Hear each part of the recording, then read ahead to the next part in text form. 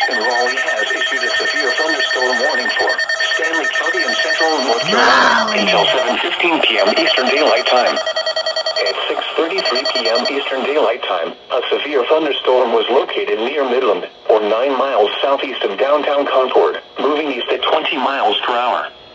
Hazard, 60 miles per hour wind gusts. Source, radar indicated. Impact, expects damage to roofs, siding, and trees.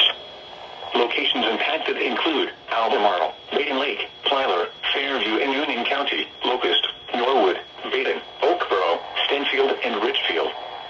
For your protection, move to an interior room on the lowest floor of a building.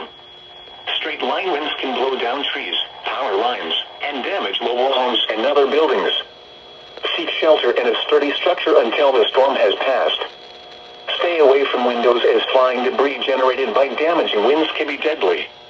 Repeating, a severe thunderstorm warning has been issued until 7:15 p.m. Eastern Daylight Time for the following county: Stanley, North Carolina.